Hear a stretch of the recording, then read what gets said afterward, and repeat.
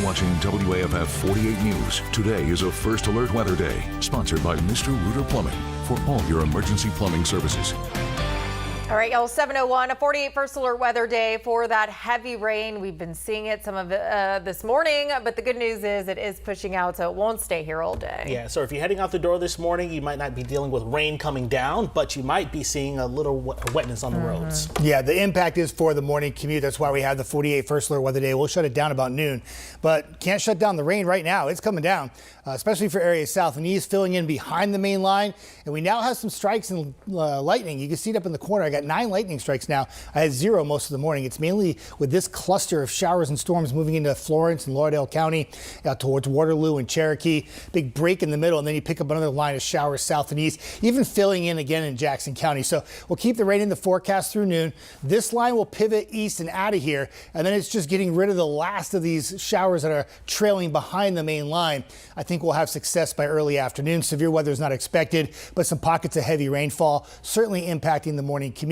Once the rain shuts down, most of the day is dry until we get to the evening. We got to keep an eye out for another round of evening showers. But once we get through the rain today, it looks really nice for Friday, Saturday, and Sunday. And I'll have more on that part of your forecast on the way. Jonathan. This is your 48 First Alert Road Report, sponsored by Bankston Motorhomes. All right, thanks, Jeff. And as you get out for this morning for that morning commute, you might see some roads like this that are a little bit wet right now, as you can see there on the Parkway. As you're going through Huntsville, going through the Scottsboro area, you will likely see a lot of wet roads as well. But right now, it's not impacting traffic, thankfully. And bringing it back to the Huntsville metro area, a little bit of a slowdown on 431 southbound still. But overall, your traffic triangle is still looking good. And if you're heading from Decatur to Huntsville, you're looking good as well. About 23 minutes on your drive time.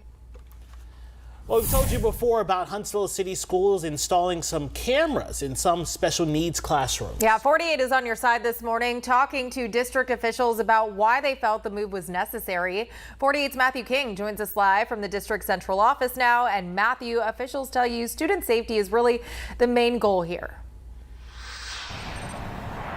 Yeah, officials say by putting these cameras inside these classrooms, it can help just put more light on what happens inside the classrooms for those students, but also for the teachers involved in any potential incidents. And this also follows Tyler's Law, which is an Alabama law passed a couple of years ago. It requires recording devices in rooms considered as resource classrooms. These are rooms that often have special education students and students who struggle to communicate, like nonverbal students.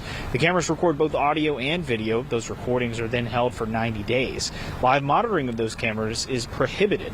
Craig Williams with Huntsville City Schools says they've received strong support from parents of special needs students about these cameras. This is something that parents of students in self-contained classrooms have been pushing for a long time, ever since this bill was passed. So we're excited to be able to provide this additional layer of security and safety for both students as well as staff members. And he says there's about 70 of these classrooms district-wide, and the school district has already put about 40% of the cameras in place. They should have them ready to go by the end of the year in all classrooms. Reporting live in Huntsville, Matthew King, 48 on your side. Matthew, thank you. Happening right now, Limestone County deputies have arrested a man they say smuggled 6 undocumented migrants into the U.S. Daniel Baltazar was arrested after a traffic stop on I-65 Monday. Limestone County deputies tell us they found fentanyl and drugs inside his car. 6 undocumented people were also found. Authorities believe Baltazar smuggled them into the country. He's charged with drug trafficking and drug possession. ICE has also been notified. Well, now to a 48 News update on an ongoing criminal investigation in Arab. Police tell us a man who was shot just over a week ago has died. 76-year-old Marvin Christian has found shot at a home on Lookout Drive near Brasher's Chapel Road and Aldridge Gap Road. Christian was flown to the hospital in Huntsville where he later died. The Marshall County Sheriff's Office has identified Robert Malin as a person of interest in this case. He's currently in jail on some unrelated charges. Authorities have not said what led up to that shooting or if they're looking for any other potential suspects. This morning, a Madison County judge is limiting who can see video evidence in a child sex abuse case. Cameron White, who previously worked at a church daycare, is accused of sexually abusing at least 8 children there. White once worked at Trinity United Methodist Daycare in Huntsville. Madison County investigators say White was caught on camera molesting some of the children. A judge in the case has ordered restrictions on who can see that footage, as well as where the video can be stored. This is normal for cases like like these. White's criminal case is currently pending before a grand jury. Numerous lawsuits have also been filed against him, the daycare and the church. Well, this morning, an Athens capital murder suspect is requesting a mental evaluation. Morgan Thornton is accused of murdering her own son. The Limestone County Sheriff's Office says she beat her son to death last year. Thornton appeared in court yesterday for her arraignment as she pleaded not guilty by reason of mental illness. Her trial is set to begin in June, and if convicted, she could be sentenced to death. Well, this morning, several residents in one Meridianville neighborhood say they're upset after recent searches by authorities. Xavier Wilson and Josh Toller live in the Bermuda Lakes neighborhood. They tell us they saw ICE officers and FBI agents searching different homes there. Several people were detained and then taken away. The FBI tells us this was done to address, quote, labor concerns. FBI officials also say a judge signed off on these searches. Wilson and Toller, though, say the experience was unsettling. Our next door neighbors in one of the houses, and I just woke up to some commotion, and I had went out to look out the window, and I seen him down there. It was like 7:33. He had called me and told me look out my window, and I seen this car right there. It wasn't too much attention out here. But it wasn't too much attention. We didn't have all of this. Now, it's believed that the homes that were searched were rentals. We were unable to find the name of the renters who may have been detained. FBI officials also didn't say where those renters were taken. I believe that that's probably going to be the most efficient and best option for the county, but we are open to everything, of course, is why we're doing all of this. Happening right now, plans are underway to expand the Limestone County Jail. The first phase of the project is set to start soon. 50 new beds will be added within the next month. That will bring the total number to 390. Sheriff Joshua McLaughlin says this is meant to relieve overcrowding issues. The current county jail was built more than 20 years ago. Now, at that time, the Limestone County population was around 60,000. It has since doubled. McLaughlin says it may be time for a new jail to be built. He says county commissioners have been receptive to the idea. It is exciting to know that the commission is on board. They see the issues and they're willing to take the steps to make sure that we could better the community. County commissioners will discuss the overcrowding issue at their next meeting, which is on Monday. County officials are considering asking for a feasibility study before any construction is approved. McLaughlin says it would take at least 5 years before a new jail would be up and running. Well, new details this morning on what led to a shelter-in-place order at the University of Alabama at Huntsville. This happened on Tuesday night. Now, Huntsville police tell us this all began when they got a call about a burglary that happened at an apartment on Henderson Road, which is only a few blocks away from the campus. When authorities arrived, a suspect jumped out of an apartment window. That suspect was not located. Well, this morning, hundreds of people in Hartselle have had their power restored. The power was initially knocked out yesterday due to a crane fire. These photos show the aftermath of that crane on Highway 31. Joe Wheeler, EMC officials tell us a cable being used came into contact with an electric line. This caused a fire. No one, though, was hurt. Well, 7:09 this morning, and some local travelers who have Mexico vacations booked for next month are concerned because of the recent violence there. And this comes as spring break is really only a few weeks away. Yeah, some travelers we spoke with say they're torn about whether to cancel or just go ahead with their plans. 48 Sarah Grace Kennedy joins us now live. And Sarah Grace, the violence was triggered by the killing of cartel leader El Mencho in Puerto Vallarta. His death led to violent clashes between the military and cartel members. This forced tourists to shelter in place and also caused several flight cancellations. I spoke with some worried travelers who say they are concerned about traveling so soon after what happened this week.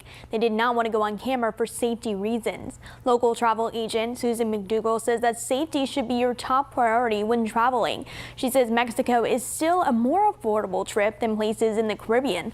She also cautions that just being worried alone won't be enough to get a refund. You need cancel for any reason insurance. McDougall tells me that as long as travelers stay at their resort, they will be safe. In the Mexican Riviera, where most of our people go to, there is a high police presence and there are tourist police. So when you're driving south from the airport to some of these wonderful, beautiful resorts, there's a lot of security and people just can't off the street just go up to these resorts. You have to go through their security.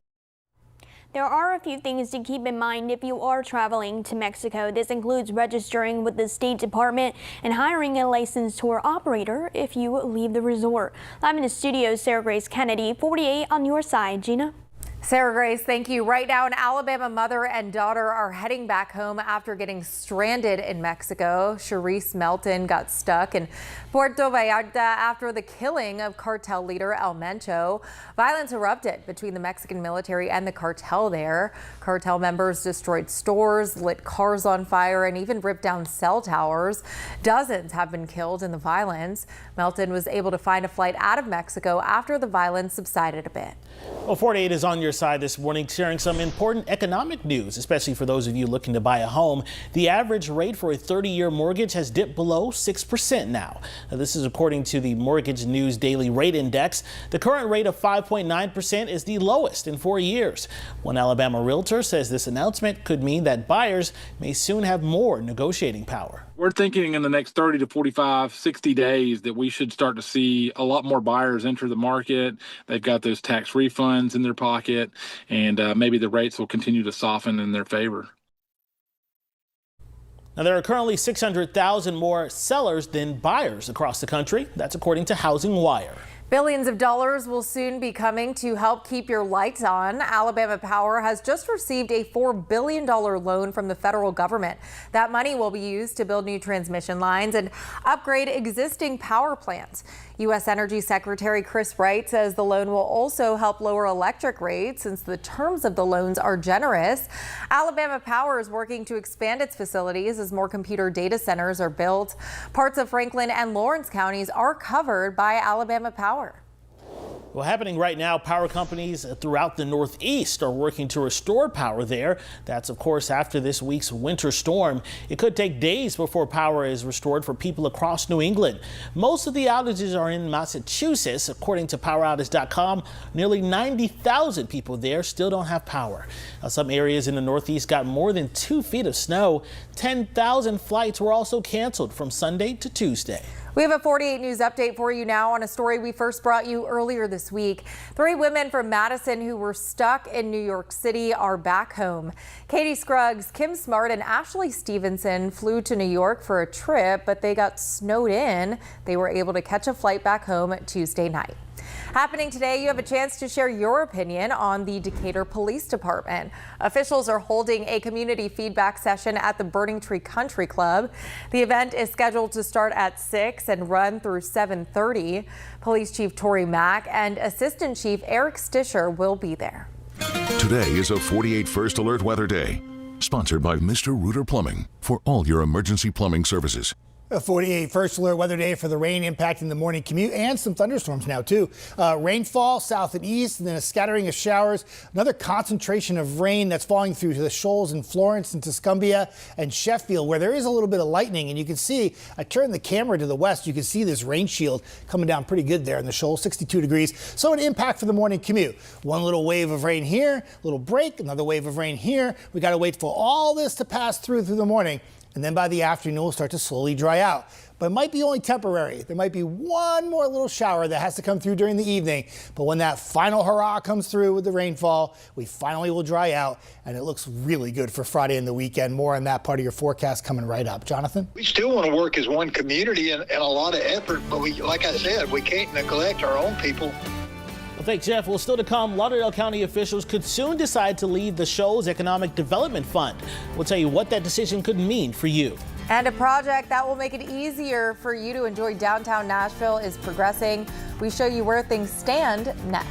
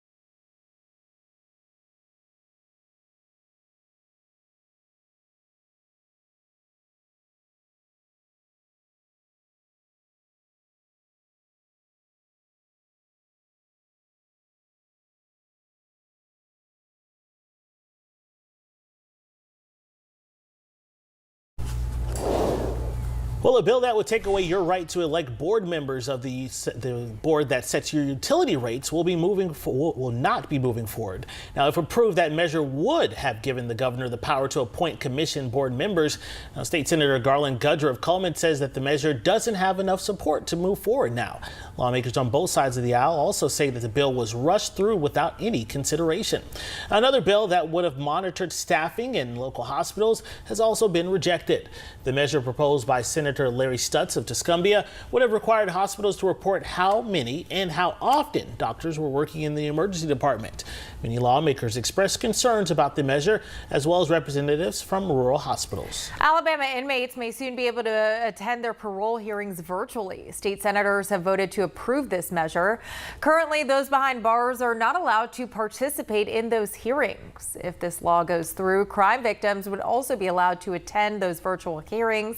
The bill now heads to the House. Well, this morning, Lauderdale County officials could soon have the chance to leave the Shoals Economic Development Fund. The agency has helped bring business to the area for more than 20 years. State Senator Tim Melson is working on a bill that, if approved, would allow commissioners to leave that organization. Melson believes the county needs to focus on itself, especially as growth begins to outpace the existing infrastructure. Money from that fund is used to support different industrial projects in both Lauderdale and Colbert counties. Shoals Economic Development Authority President Kevin Jackson says the community would suffer if Lauderdale County decides to leave. We are together. Our communities are married together, and we have to work together to be successful. We do, workforce development initiatives, different types of studies, environmental studies, engineering, and all those things that kind of go into economic development and industrial recruitment. If Senator Melson's bill is approved and county leaders decide to leave, they would be able to set up their own business fund. Jackson says 65% of what goes into the Shoals Economic Development Fund comes from Lauderdale County. That fund is governed by a board of directors from both Lauderdale and Colbert counties. Well, Lawrence County EMA leaders will now have an easier time helping you during emergencies. That's because the EMA office has a new centralized location to keep their trailers and emergency response gear. This location is big enough to store the main EMA command trailer. Well, Tennessee state officials are also trying to make it easier for more people to foster children. Now, the state is joining the Trump administration's A Home for Every Child initiative. The program is a national effort to expand the number of foster families across the country. Tennessee Governor Bill Lee says he'll look at expanding the number of licensed foster homes across the state. And he's also planning to expand incentives for current foster families. Progress is being made on a project that, when done, will make it a lot easier for you to get around downtown Nashville. A lease application for the Music City Loop has been approved. Elon Musk's The Boring Company is overseeing this. Once finished, downtown Nashville will be connected to Nashville International Airport via underground tunnels. Tesla taxis will be used to take people from one location to the other. Well, a new report says that Tennessee has some of the worst drivers in the country. That new report from ConsumerAffairs.com says that there were 1,300 deadly crashes across the state last year, and many of those accidents were caused by dangerous driving. Tennessee was ranked as the 8th worst state for drivers. Alabama also ranked highly on that list. Well, you'll soon have a new place to take your dog in Decatur. City leaders have chosen a location for a new dog park there. That park will be located on Sandlin Road Southwest, next to Wilson Morgan Park. Now, Decatur city officials had to get rid of the old dog park that was there due to construction of a new rec center. After this happened, the city built the smaller Wolverine dog park on Point Mallard Drive. Now, the director of Parks and Rec, Hunter Allen, told our media partners at the Decatur Daily the new park should be open by this summer. The old Wolverine dog park is expected to remain open. Today is a 48 First Alert Weather Day, sponsored by Mr. Rooter Plumbing for all your emergency plumbing services. Dog parks are great. Take the dog out, but better on a sunny day, not so much on a rainy day like we have out there right now. Rain coming down. You can see that radar is active in terms of rainfall, but not severe weather. The highest lightning strikes we have right now is this cluster of storms moving through Killen right now on 43. Could be some rumbles of thunder, a little lightning, but we're not looking at any kind of severe thunderstorms, but a high impact morning commute with the rainfall coming down. So we made it an alert day till noon, and temperatures a double degree there of 65 degrees. Morning rain and storms should taper off during the afternoon, and besides a stray shower through the evening, we're good, drying out just in time for Friday, Saturday, and Sunday. Sunshine all 3 days with high temperatures in the low to mid 70s. Gina? All right, Jeff, thank you. Still to come, pigs at one animal shelter have a new place to stay. And an Alabama cheer team is being recognized for a very cool reason. We'll tell you why next.